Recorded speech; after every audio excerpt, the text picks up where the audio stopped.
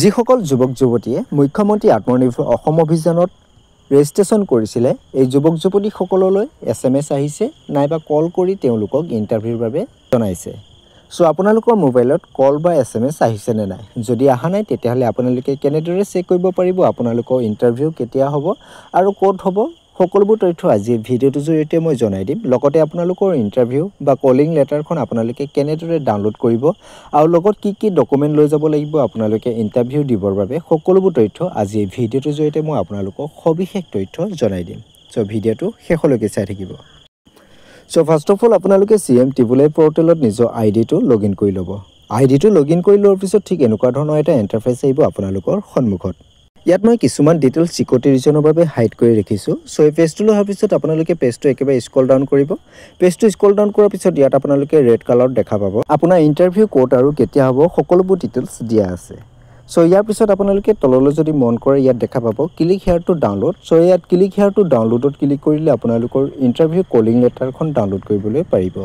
So ইয়াত মই আপোনালোকক ইণ্টাৰভিউ কলিং লেটাৰখন ডাউনলোড কৰি দেখুৱাই দি আছোঁ। সো ইয়াত আপোনালোকে ক্লিক হেয়াৰ টু ডাউনলোডত ক্লিক কৰিব। ইয়াৰ পিছত ঠিক এনেকুৱা ধৰণৰ এখন ইণ্টাৰফেচ আহিব আপোনালোকৰ সন্মুখত আৰু ইয়াত আপোনালোকে দেখা পাব এটা টাৰ্মছ এণ্ড কণ্ডিশ্যন। সো এই টাৰ্মছ এণ্ড কণ্ডিশ্যনটো আপোনালোকে একচেপ্ট কৰি পেলাই ডাউনলোড নাওত ক্লিক কৰাৰ লগে লগে আপোনালোকৰ সন্মুখত আপোনালোকৰ কলিং লেটাৰখন আহি যাব আৰু এই কলিং লেটাৰখন আপোনালোকে PDF ফাইল হিচাপে আপোনালোকে ছেভ কৰি ৰাখিবও পাৰে নাইবা আপোনালোকৰ যদি প্ৰিণ্টাৰ আছে তেতিয়াহ'লে আপোনালোকে প্ৰিণ্টাৰৰ সহায়ত আপোনালোকে কলিং লেটাৰখন প্ৰিণ্ট কৰি ল'বলৈ পাৰিব। সো প্ৰিণ্টত ক্লিক কৰিব। প্ৰিণ্টত ক্লিক কৰাৰ লগে লগে আপোনালোকে এই কলিং লেটাৰখন PDF ফাইল হিচাপে আপোনালোকে ছেভ কৰি ৰাখিব নাইবা আপোনালোকে প্ৰিণ্ট কৰি ল'ব। সো এনেদৰে আপোনালোকে নিজৰ কলিং লেটাৰখন ডাউনলোড কৰি ল'বলৈ পাৰিব। আৰু যদি আপোনালোকৰ মোবাইলত কোনো ধৰণৰ কল বা SMS অহা নাই তেতিয়াহ'লে আপোনালোকে পৰ্টেলত গৈ পেলাই নিজৰ আইডিটো প্ৰত্যেক দিনাই লগইন কৰি চেক কৰি থাকিব আৰু প্ৰত্যেক দিনাই লগইন কৰি চেক কৰি থকাৰ লগে লগে যদি আপোনালোকে কলিং লেটাৰখন আহি যায় কলিং লেটাৰখনতে আপোনালোকৰ সকলোবোৰ ডিটেইলছ দিয়া থাকিব আপোনালোকে ক'ত কেতিয়া ইণ্টাৰভিউ দিবলৈ যাব লাগিব। সো এতিয়া আপোনালোকে ইণ্টাৰভিউৰ বাবে কি ডকুমেণ্ট নিব।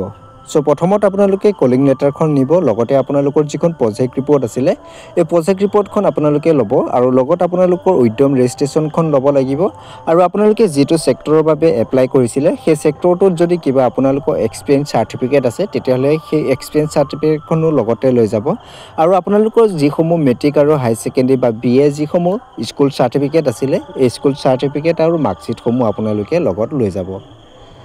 আৰু আপোনালোকৰ আইডিৰ প্ৰুফ হিচাপে আপোনালোকৰ Aadhaar card PAN card voter ID এই সকলোবোৰ ডকুমেণ্ট আপোনালোকে লগত লৈ যাবলৈ লাগিব।